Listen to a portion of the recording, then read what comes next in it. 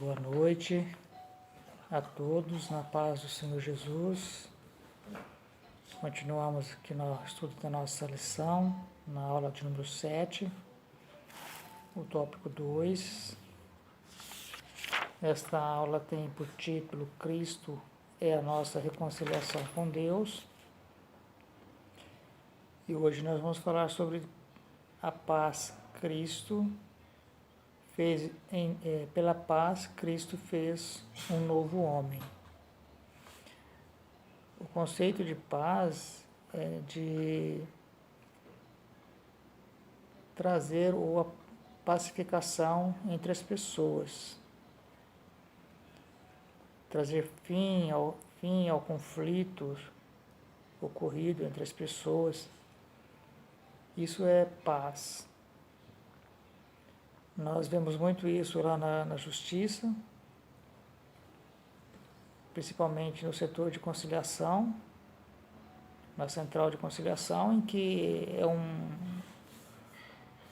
setor em que procura-se resolver os conflitos de forma conciliatória, sem ser necessário a judicialização do caso. Embora ele já esteja na justiça, mas para evitar que esse processo fique por vários anos tramitando na justiça. Então, a SECOM, que nós chamamos de SECOM, ela tem esse papel de conciliação, apaziguar as partes, que muitas vezes estão inflamadas na demanda, mas aí um conciliador vem, se interpõe entre as partes para fazer essa conciliação, essa apaziguação da causa e resolvendo o conflito entre eles. No caso aqui do nosso estudo, a nossa lição da Escola Bíblica diz que Cristo é essa paz. Ele veio fazer isso. E o conceito bíblico de paz é dar fim a um conflito, mas não apenas a um conflito terreno, muito mais a um conflito espiritual que existia e que existe ainda entre o homem e Deus. Eu já disse no vídeo passado que esse conflito não foi provocado por Deus, mas pelo próprio homem. Quando o homem pecou, suscitou esse conflito ou provocou esse conflito, virando as costas para Deus, desobedecendo a ordem de Deus, porém Deus sempre esteve pronto para fazer com o homem novamente a paz, a reconciliação com ele, e as várias tentativas que foram feitas por Deus, como eu já disse também no vídeo passado, elas não deram certo, porque era necessário que, para isso, houvesse uma pessoa justa, uma pessoa que não tivesse pecado. E a Bíblia nos fala que Deus olhou do céu e não viu nenhum justo sequer, nenhum, que pudesse se colocar entre ele e o homem para fazer essa reconciliação. Por isso foi necessário que Jesus viesse ao mundo fazer essa reconciliação. E o interessante desse conceito bíblico de paz é que nós temos essa paz quando nós aceitamos a Cristo. E eu insisto em falar isso porque isso é essencial, essa aceitação de Cristo, esse reconhecimento dele como Senhor e Salvador, isso é essencial para nós. Se não houver esse reconhecimento, se não houver essa entrega, nós não teremos os direitos que não merecemos, na verdade, mas os direitos dados por Deus, por sua graça e misericórdia a nós, esses direitos ou esses benefícios descritos nessa carta que Paulo escreve aos Efésios, que nós já estudamos lá na primeira aula, e se nós não aceitarmos a Cristo como Senhor e Salvador, nós não usufruiremos desses benefícios. E um dos benefícios é a paz. Todo aquele que aceita Jesus, que crê em Jesus, que o tem como seu Senhor e Salvador, desfruta de uma paz diferente, uma paz que a Bíblia fala que ela excede todo o entendimento. é uma paz inexplicável, que mesmo em meio às grandes lutas, às grandes dificuldades da vida, às grandes tribulações, às grandes aflições, o crente em Jesus, ele goza dessa paz. Ele não se desespera, sofre, é claro, porque todos nós sofremos neste mundo, mas ele descansa no Senhor, como diz o Salmo de número 34. Ele descansa no Senhor. Ele espera no Senhor. Ele goza de uma paz incompreensível, que só quem vive isso é que sabe o que é, e até é um tanto inexplicável, porque é uma paz que é dada por Jesus. E o interessante também é dizermos que Jesus, ele não é apenas o autor da paz, ele é a própria paz. Eu citei para vocês no vídeo passado, Isaías 9:6, quando o profeta diz, porque um menino nos nasceu, isso fazendo já uma previsão de que o Messias viria. Um menino nos nasceu, um filho se nos deu, e o principado está sobre os seus ombros, e o seu nome será maravilhoso, conselheiro, Deus forte, Pai da eternidade, príncipe da paz. Então, ele é a nossa paz, verdadeira paz. Não é a paz apregoada pelos homens. A gente vê muitas vezes, né, nos conflitos intercontinentais ou internacionais, é muito comum entre israelenses e árabes, sempre alguém se colocar como um intermediador para levar a paz ao Oriente Médio, e nunca conseguem, porque essa paz que o homem tenta levar não é uma paz verdadeira. Há sempre atrás dessa paz algum interesse a mais. Mas a paz que Jesus nos dá, a paz que nós recebemos quando o aceitamos como Senhor e Salvador, é uma paz diferente. O fato de termos Ele no nosso coração já nos proporciona essa paz, já nos dá esse conforto na hora da aflição, na hora do sofrimento, na hora da tribulação. Porque a gente sabe que, aconteça o que acontecer, nós estamos seguros com Cristo. Nós somos vitoriosos com Ele. Ainda que percamos nossa vida, mas com Ele nós temos segurança, a segurança da salvação, a segurança da vida eterna.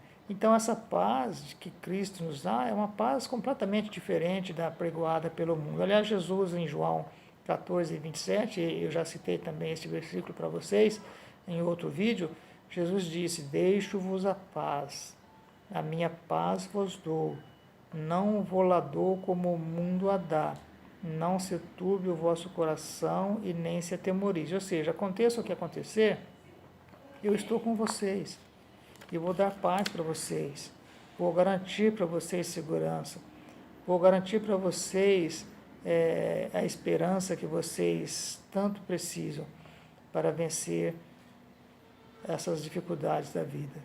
Então, Cristo não é apenas o autor da paz, mas Ele é a própria paz. Ele mesmo é a nossa paz. E Paulo, ele traz algumas referências a isso, como em Colossenses 1:20, eu vou ler aqui para vocês, que é uma outra carta que Paulo escreve para a igreja de Colossos. E no capítulo 1 da carta de Paulo aos Colossenses, no versículo 20, eu vou ler o 19 e 20. Ele diz assim: porque foi do agrado do Pai que toda a plenitude nele habitasse. Nele quem? Em Jesus. E que, havendo por ele feito a paz, ele, Jesus,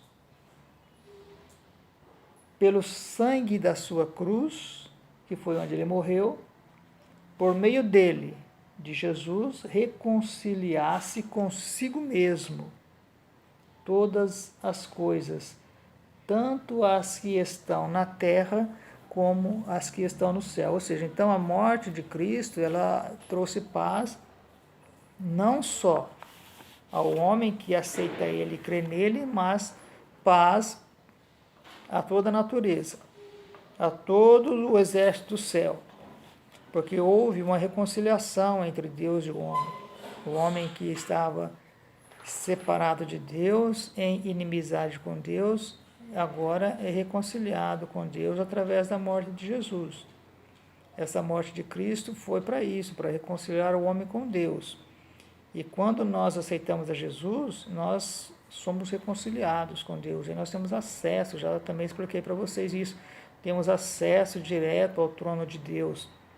E o importante é que nessa sua vinda ao mundo, Jesus reconcilia, o apóstolo Paulo faz questão de falar isso, ele reconcilia os dois povos que existiam, o gentio e o judeu. Por quê? Porque o judeu achava que só ele era o povo escolhido, só ele era povo de Deus, e Jesus vem e faz essa reconciliação, essa inimizade que existia entre judeus e gentios, ela acaba. É claro que ela acaba quando judeu e gentio crê em Jesus, porque se um deles não crê, então não existe reconciliação, não existe a união dos povos.